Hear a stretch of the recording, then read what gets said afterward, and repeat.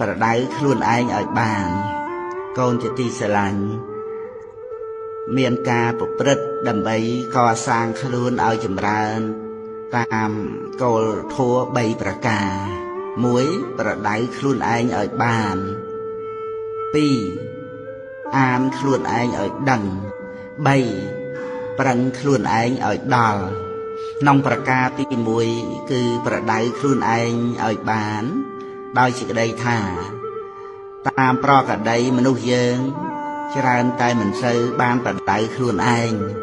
ឬដាស់តឿនខ្លួនឯងឡើយប៉ុន្តែបែរជាប្រដៅអ្នកដទៃដាស់តឿនអ្នកដទៃបានដោយសពគ្រប់ប្រដៅឲ្យគេធ្វើយ៉ាងនេះដាស់តឿនឲ្យគេធ្វើយ៉ាងនោះប្រដៅបានដាស់តឿនបានចំណែកខ្លួនឯងត្រឡប់ជាមិនព្រមប្រដៅមិនព្រមដាស់តឿនទៅបានជាភ្លៀងភ្លាត់ប្រព្រឹត្តខុសជួបប្រទះនៅទុក្ខលំបាកក្នុងជីវិតតាមដែលពិតខ្លួនយើងនេះឯងដែលប្រដៅទូនមានបានដោយលំបាកជាទីបំផុតវឹកហាត់ក៏លំបាកនិងកែឧបនិស្ស័យអាក្រក់ផ្នែកណាមួយក៏លំបាកទៅទាំងអស់ជាធម្មតានៃការងារការបើធ្វើហើយរមែងភ្លៀងភ្លាត់ឬខ្វះខាតទៅបានហើយមនុស្សយើងម្នាក់ក៏រមែងមានការខុសឆ្គងភ្លៀងភ្លាត់និងខ្វះខាតដូចគ្នាដែរប៉ុន្តែការបើជួបប្រទះនៅរឿងខ្វះខាតជាដើមហើយក៏ប្រដៅខ្លួនឯងដាស់តឿនខ្លួនឯងថាមិនត្រូវធ្វើយ៉ាងនោះទៀតឡើយ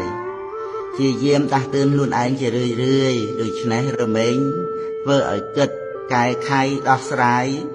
រៀបចំចាត់ចែងការងារនិងរៀបចំចាត់ចែងខ្លួនឯងឲ្យល្អត្រឹមត្រូវជាផ្លូវឲ្យកើតសេចក្តីសម្រេចក្នុងឱកាសតទៅទៀតបានបើមិនមានអ្នករតីណាមកបដៅយើងទេនឹងខ្លួនឯងក៏មិនបដៅខ្លួនឯងដែរឬមិនព្រមដាស់តឿនខ្លួនឯងព្រោះគិតថាខ្លួនឯងឆ្លាតហើយមុខតែរកផ្លូវត្រូវមិនឃើញឡើយមានតែឆ្ពោះមុខទៅរកសេចក្តីវិនិច្ឆ័យតែម្យ៉ាងប៉ុណ្ណោះគួរឲ្យខ្លាចមែនទែនកូនត្រូវវឹកហាត់ដាស់តឿនខ្លួនឯងឲ្យជាប្រចាំ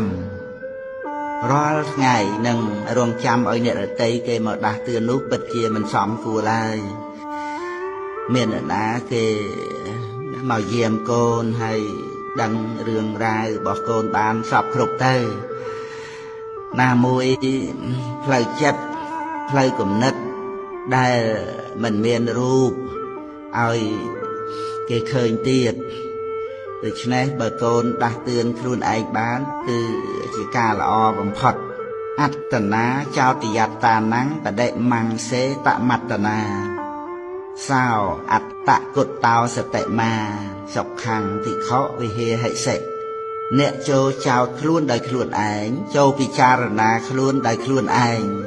អ្នកភិក្ខុអ្នកនោះជាអ្នកមានសតិរក្សាខ្លួនប្រាណហើយនឹងរស់នៅជាសុខសប្បាយ